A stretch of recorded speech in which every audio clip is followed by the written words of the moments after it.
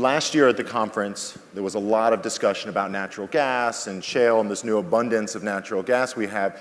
This year, really, the topic turns to how do we use it all, and some of the sharp elbows come out. So let's start off and talk about something that Dominion's interested in, which is exporting natural gas.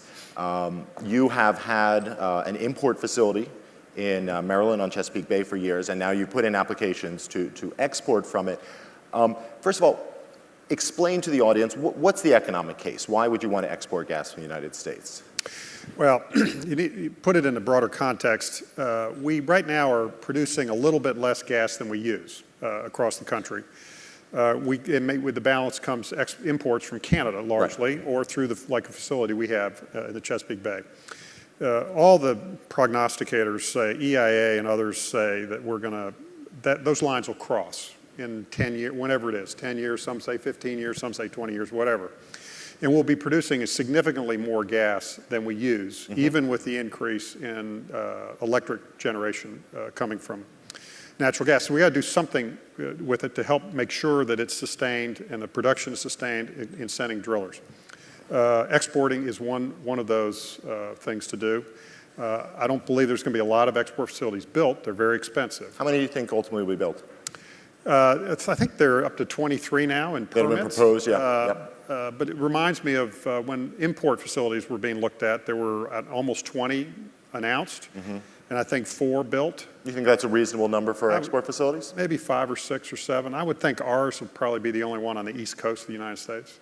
Okay, and the rest along the Gulf Coast? Gulf Coast. But the economics are very compelling. The natural gas right now is just a little shy of $4 per 1,000 cubic feet in the United States. If you can get it over to Japan, you can get $16, $18 for it, landed price. So the economics are very compelling to try to export it. Yeah, people should think about it. This is going to be order of magnitude right, the numbers. So if you buy it for about 4, it's going to cost you around 3 to liquefy it, maybe another 3 to ship it. So there you're at 10, and then you got to regasify it. That's going to cost another $1, sure. $2.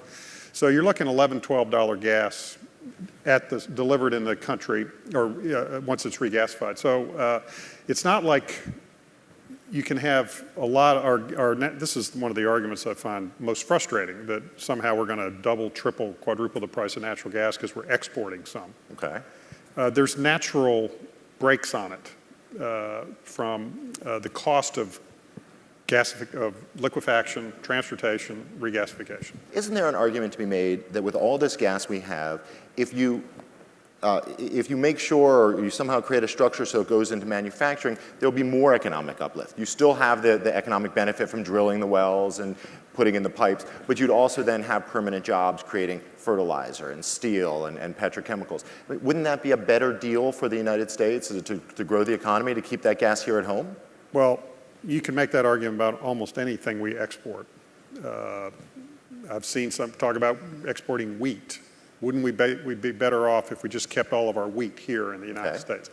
I mean, nobody would argue that, or maybe somebody would. Not very many people would, and I don't think they'd get much of an ear for it, and I don't think the argument that we should pick out one thing that we're not going to allow exporting, it leads to a lot of unintended consequences. In the end of the Carter administration, there were some gas shortages. Congress passed a law, it's called the Fuel Use Act, very boring, but it prohibited any new power plant from burning natural gas, or any industrial boiler from building natural gas. And what was the result? It was trying to conserve gas because there were shortages, and they wanted to make sure protect homeowners, and all the right motives, right intentions, unintended consequences. Lots of coal-fired power plants were built. Something like, I remember reading something like 60% of the current coal fleet was built during that period, about a 5 or 6 year period when that law was in effect. It's the utilities, our companies we had to make sure the lights come on. So we had to build power plants. They picked out one thing for what they thought was a good reason, many unintended consequences.